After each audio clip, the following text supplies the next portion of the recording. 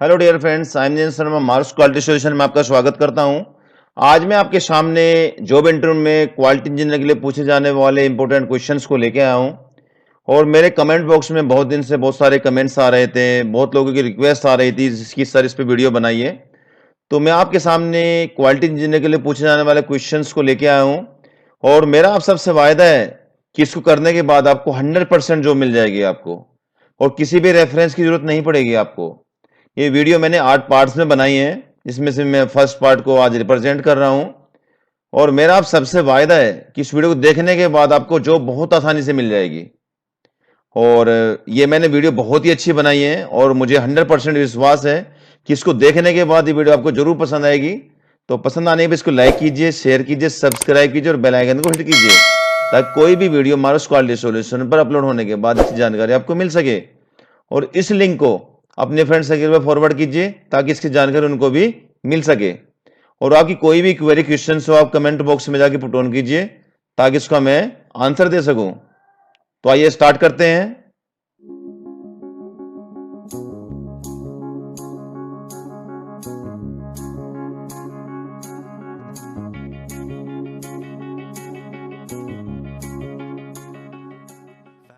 आइए फ्रेंड्स, इसमें first part में मैंने कौन कौन से क्वेश्चंस डाले हैं एक बार वॉच आउट कर लेते हैं। फर्स्ट हो गया जैसे कि name of music instruments you now. Second हो गया what is list count. Third हो गया व्हाट आर 5S।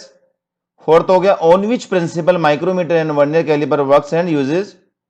फिफ्थ हो गया व्हाट इज क्वालिटी। सिक्स हो गया डेफिनेशन ऑफ क्वालिटी। सेवन हो गया who is the father of quality.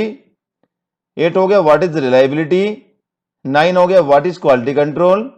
10 हो गया व्हाट इज क्वालिटी एश्योरेंस। और जो लास्ट का है वो हो गया व्हाट इज पोकैब एंड टाइप्स। इन सभी का मैंने नेक्स्ट स्लाइड पे इंडिविजुअली डिस्क्रिप्शन किया है, तो आइए वहां पे उसको देखते हैं। आइए फ्रेंड्स, जो मैंने 11 क्वेश्चन दिए उनमें से पहला क्वेश्चन कैसे पूछे जाता है उसको थोड़ा जानते हैं। Name of music instruments you now. कौन कौन से इंस्ट्रूमेंट के विषय में आप जानते हैं बताइए। यह हो सकता है आपको कोई पार्ट दे दिया जाए और पूछा जाए कि आप इसको चेक करके बताइए इसकी लेंथ क्या है, विड्थ क्या है, इसकी थिकनेस क्या है, तो इसकी रीडिंग बताइए। तो मोस्टली कंपनी में जो इस्तेमाल किए जाते हैं जैसे कि आपका बेवल प्रोटेक्टर हो गया, रेडियस गेज हो गए, स्लिप गेज हो गए, पप्पी डायल हो गया, वर्नियर कैलिपर हो गया, माइक्रोमीटर हो गया, हाइट गेज हो गया। तो आपको इन सब की लिस्ट काउंट पता होनी चाहिए आपको। तो आइए थोड़ा जानते हैं कि जो कॉमनली इस्तेमाल किए जाते हैं उनकी लिस्ट काउंट क्या है। जैसे कि आपका वर्नियर कैलिपर हो गया, माइक्रोमीटर हो गया, हाइट गेज हो गया। तो ये सभी दो प्रकार के इस्तेमाल किए जाते हैं, जैसे कि एक मैनुअल होता है, दूसरा क्या होता है, डिजिटल होता है। तो ये इनकी लिस्ट काउंट को जानते हैं। जैसे मैनुअल वर्नियर कैलिपर की लिस्ट काउंट कितनी होती है, 0.02 mm होती है। डिजिटल वर्नियर कैलिपर कितनी होती है, 0.01 mm होती है। मैनुअल माइक्रोमीटर कितनी होती है, 0.01 mm होती है। डिजिटल माइक्रोमीटर कितनी होती है, 0.001 mm होती है। मैनुअल हाइट गेज कितनी होती है, 0.02 mm होती है। डिजिटल हाइट गेज कितनी होती है, 0.01 mm होती है। और आजकल तो 0.001 mm के भी आ गए हैं। तो ये जानते हैं कि लिस्ट काउंट क्या होती है। The smallest value that can be measured by the music instrument. किसी भी म्यूजिक इंस्ट्रूमेंट के द्वारा जो मिनिमम से मिनिमम वैल्यू चेक की जाती है उसकी लिस्ट काउंट कहलाती है। तो ये थर्ड क्वेश्चन को जानते हैं। थर्ड क्वेश्चन क्या है हमारा, व्हाट आर 5S। तो 5S क्या है, scientific way of workplace management. Work place management का एक साइंटिफिक वे है। तो ये जानते हैं 5S ये कौन कौन से हैं। तो फर्स्ट हमारा क्या हो गया, जापानीज में क्या बोलेंगे, इसको सीरी बोलेंगे। इंग्लिश में इस मीन्स क्या होगा, sorting out. Sorting out means segregate wanted and unwanted things. Wanted और अनवांटेड थिंग्स को सेग्रीगेट करना और अनवांटेड थिंग्स को रिमूव करना। हिंदी में क्या बोलेंगे, इसको छटाई करना। सेकंड क्या होता है हमारा, सीतोन होता है। इंग्लिश में क्या बोलेंगे, सिस्टमेटिक अरेंजमेंट। इट मीन्स क्या होगा, जीरो आस्किंग, जीरो सर्चिंग। और हिंदी में क्या बोलेंगे, सुव्यवस्था बोलेंगे इसको। थर्ड क्या हो गया हमारा, शीशो हो गया। इट मीन्स क्या हो गया, साइन एवरीथिंग, मीन्स साफ सफाई रखना। इसका सबसे बड़ा एग्जांपल क्या हो गया हमारा, एयरपोर्ट हो गया, मेट्रो स्टेशन हो गया। हिंदी में क्या बोलेंगे, सफाई। फोर्थ क्या हो गया हमारा, शिकेत्सु हो गया। इंग्लिश में क्या बोलेंगे, स्टैंडर्डाइजेशन हो गया। Standard procedure for all activity, सभी एक्टिविटी के लिए एक स्टैंडर्ड प्रोसीजर को मेंटेन करना। हिंदी में क्या बोलेंगे, इसको मानकीकरण बोलेंगे। लास्ट क्या हो गया हमारा, शित्सुके हो गया। इंग्लिश में क्या बोलेंगे? Self discipline. It means follow the decide things, decide things को फॉलो करना। हिंदी में क्या बोलेंगे इसको? अनुशासन बोलेंगे इसको। नेक्स्ट जो 4 नंबर पे क्वेश्चन आता है हमारे, on which principle micrometer and vernier caliper works and uses. आइए इसको जानते हैं। तो पहले माइक्रोमीटर को जानते हैं। माइक्रोमीटर जो प्रिंसिपल पे काम करता है वो नट एंड स्क्रू प्रिंसिपल पे काम करता है।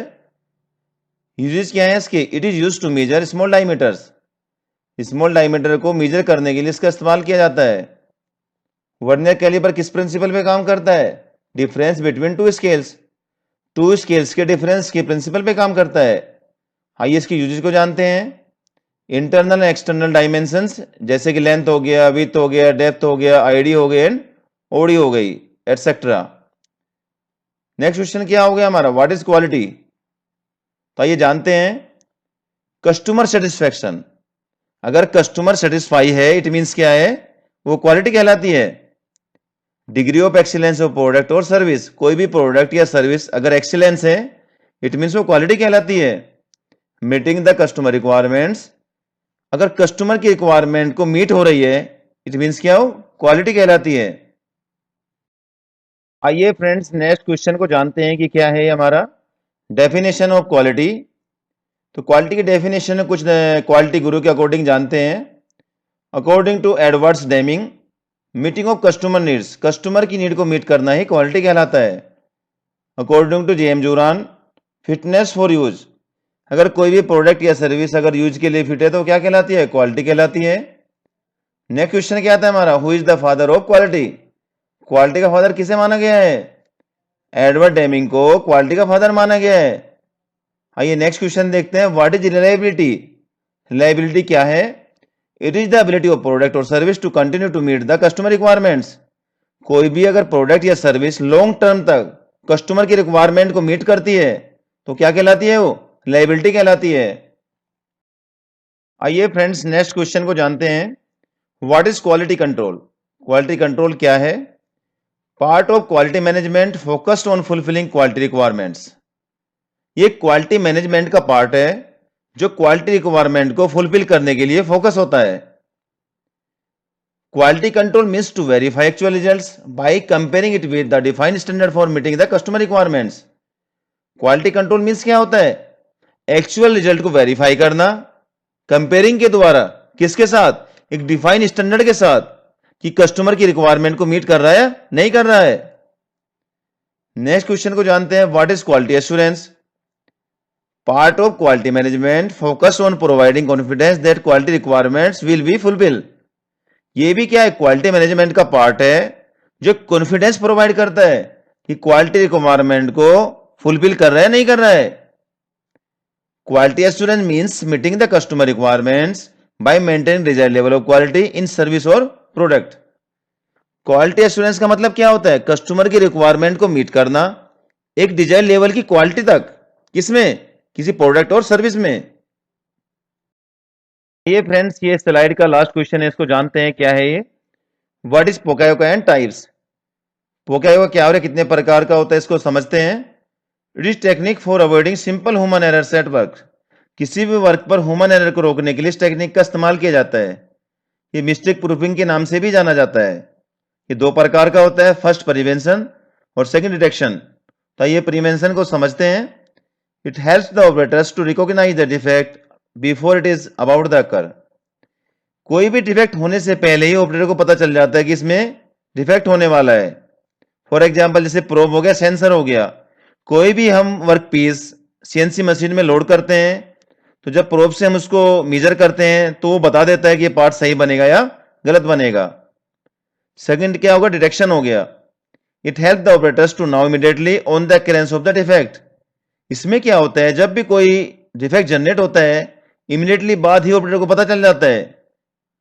जैसे कि फॉर एग्जांपल किसी सीट में 4 होल होने थे, उसमें क्या हुआ? एक में ड्रिल टूट गया, तो हमने क्या किया? चेकिंग टेम्पलेट पे जैसे हमने इसको चेक किया तो उसमें एंट्री नहीं करेगा, तो ये क्या हो गया? डिटेक्शन टाइप हो गया ये। Thanks for everyone watching this video, और मेरे सभी व्यूअर्स से रिक्वेस्ट है कि वीडियो को लाइक कीजिए, शेयर कीजिए और सब्सक्राइब कीजिए और बेल आइकन को हिट कीजिए। और कमेंट बॉक्स में जाके कमेंट कीजिए, कोई भी क्वेरी क्वेश्चन हो उसको पुट कीजिए ताकि मैं उसका आंसर दे सकूं। और जो डिस्क्रिप्शन बॉक्स में मेरी नई वीडियो के मैंने लिंक शेयर किए हैं तो कृपया उनको भी वॉच कीजिए और अपने फ्रेंड सर्किल को उसको शेयर कीजिए ताकि उनको भी उनकी जानकारी मिल सके, उनकी नॉलेज बढ़ सके। और आपके लाइक और कमेंट से ही मुझे मोटिवेशन मिलता है। और मेरे चैनल में बने रहने के लिए आपको बहुत बहुत धन्यवाद और मेरे चैनल के साथ जुड़े रहिए क्योंकि फ्यूचर में बहुत अच्छी अच्छी वीडियो लेके आने वाला हूं मैं। और थैंक्स वंस अगेन।